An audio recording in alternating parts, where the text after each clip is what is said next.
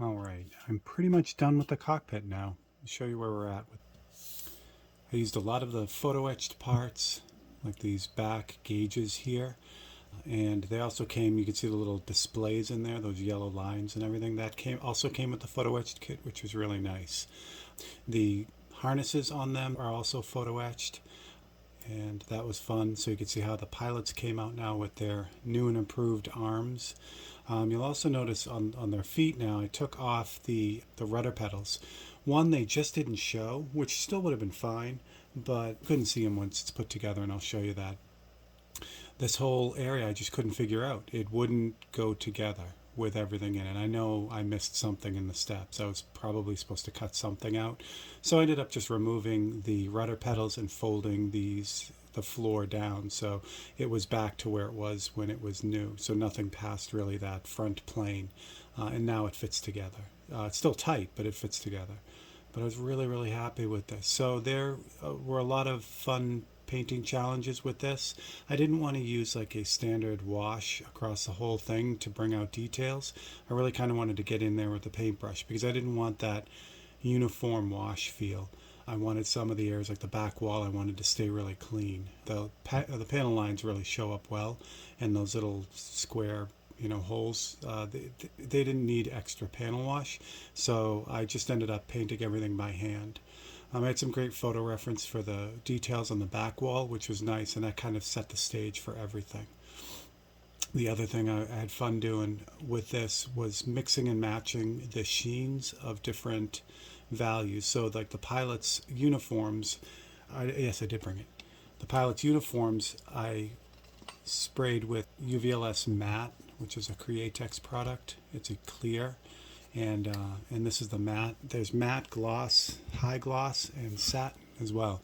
So with all those different sheens, I was able to do some fun stuff. Like their uniforms are painted with matte, yet some of the other components on the walls are painted in satin. So it's just a really subtle difference across the board, and it just helps in the reality of it. And that held true with the side pieces. You can see these quilted. I wanted these to kind of look like a pleather material, I guess, like an artificial leather. So those have a gloss finish on them, while all the wall pieces and everything, those are in satin. So it's nice. It sets up this really cool, more realistic type of thing. And the same thing here. I didn't want to run a wash over the whole thing and have it have this uniform wash look. So I ended up hand painting all the little details on these boxes. I didn't use the photo etch in some instances. These gauges here, these two little black gauges, they have photo etched parts for them. It also had a little decal in there too. But I was looking at it and I'm like, I can hand paint that, and then I don't have to go through the effort of trying to line the photo etched up for the same exact effect. So I just hand painted it. The other fun thing too is the little silver parts, like that one right there. That comes from Adam Savage's suggestion for the Molotow. This is Molotow, they call it liquid chrome mirror effect. The stuff is amazing. So for small pieces to really get that shiny chrome silvery effect, I haven't found anything better than this stuff. So that is that side. And same deal with the other side. This had photo etched pieces that I ended up not using. I just ended up painting in the displays. So that little circular piece didn't have a photo etched image for it, or pieces for it. So I was able to just recreate the same kind of feel on that little gauge right there. I tried to keep it really subtle. I have variations in gray here, but I tried to keep them all really close because I didn't want this to be, I want it to look real. Didn't want it to look over the top. And if you look in, say, a jet cockpit, it's pretty monochromatic.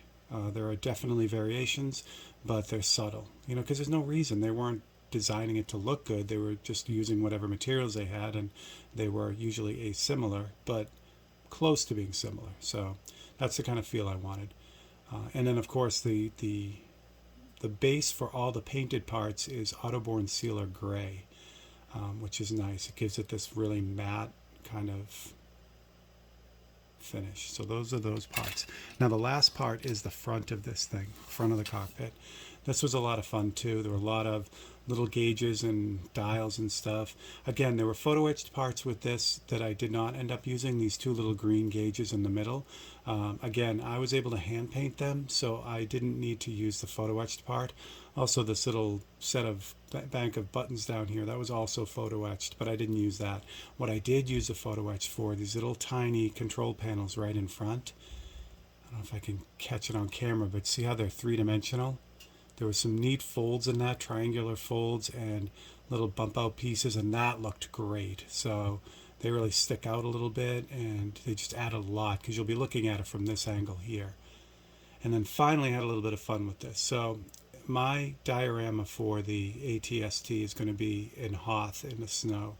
So I wanted to give the windows, essentially these don't have glass in the windows in the kit. And I'm like, well, they wouldn't be running this in the snow wide open, so there would have to be glass in it. So I installed glass, and you notice it's kind of frosted. That wasn't because of the snow. What I did with this, as I tilt this, I attached them for the other side. I'll show you how I did this. But see that green cast to it? So what I wanted was this kind of reflection control look from certain angles. And the way that I got that was, again, with the UVLS, I mixed up some high gloss, which is not 100% clear, as you saw. It has kind of a frosty look to it, but still, it's clear. And I sprayed a piece of acetate. This is the acetate. And again, you can see it's clear, right? But it's got that little frost to it. And then I sprayed the... oh, of course. Well, I guess I added something to it. So with the gloss, I added PPG iridescent green powder. And this is an automotive product. It's just a very super fine iridescent green powder. And by adding a touch of that to the clear, it gave me this greenish cast. So then what I did is just made a simple template of the opening and then put it on there and cut them out. I had to do an extra one because the first one I cut out had a little dust nib in it. See, there's like a few hairs and stuff, little dust things. So I had to find a clear one, and I the clearest one, and that's what I came out with. And then I glued those on the outside of this little piece, because what happens is the front of this will kind of encapsulate that, and it'll be ready to go. Now there are visors on this too that stick out, so again, I think it'll be really subtle, but if you look at this thing the right way, you'll catch that greenish glint. I think it'll be fun. All right, let me put this together for you so I can show you how it all looks together and give you the final effect. So I think what we're going to do is we'll do Copilot first. I don't know why, but this side is the side that gives me the most fits as far as going together. Watch, it won't be a problem right now. We'll go right together. Of course it does. All right, prove me wrong. Yeah, there is something somewhere that hangs up on this, and I don't exactly know where it is. So I just, what I've been doing is, because I've dry fit this a bunch of times, and I just find that as long as I keep like kind of wiggling it and moving it around, eventually it just kind of finds its way home. I just got to do this without obviously breaking anything. Yeah, there is definitely something that's holding it up. It's this front piece up here. There we go. That needs to be there. That needs to be there. This needs to be here, like that. There we go. Yeah, it is. I mean, this kit doesn't need glue. It really doesn't need glue. It goes together so like solidly. And there you go. So there's my Copilot looking at his control panel, and he's got his hand in the right spot. I was really happy with, the placement of him and the way he ended up kind of looking at the panel. The other guy is kind of sitting too far back. It looks like he has gas, but it's too late to readjust him now. And in the end, you'll see when I get this whole thing together, it's minor. Same thing that I get around his feet first.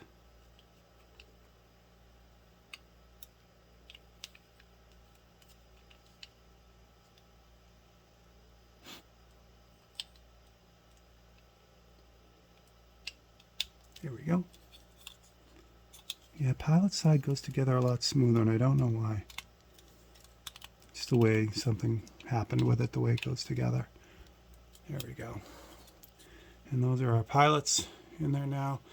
And like I said, when you're looking at it from the top, the pilot, it's nice that he's in a slightly different position. He's kind of butt forward. So when you're looking at this from the top, which is the way you will be looking at it, I'm going to do this so that the top is removable. So when I display it, you'll be able to see the pilots. So from the top, he doesn't look as gassy as he looks from the side. All right. And this last piece is really simple. This kind of just goes in the front here. And that's what we got. That's how it came out. And that's what you'll see. You can see down at their feet. That'll be black eventually. You won't be able to see because of the front of this thing. So you won't see their feet at all. So you're not going to miss the rudder pedals or anything. But or the way they had to shave their feet. But I'm really, really, really, really, really happy with the way that all came out. Again, it's a balance. One thing I struggle with this in my regular art as well, and I see this with modelers too. Everyone loves the details. Everyone loves painting details, and that's where a piece, either a painting or what I've seen with scale modeling, that's really where it goes sideways, where you love that last stage of putting in all those little tiny, blingy things, and it just overtakes the story, One thing I didn't mention on that front panel, I can just barely see it too. The dashboard, essentially, the area right below the windows, I painted that a dark matte gray. I just figured that's the way it would be, just for glare. Again, it tells a story. It's like if they built this thing, what would they need to do to make it work? So that's how that goes. And then eventually the front piece will cover that, and you'll see that glint of the green, and it'll be subtle, but it'll be there. Again, subtle is fun. That's the way to do it. All right, onward and upward. Thanks for checking it out.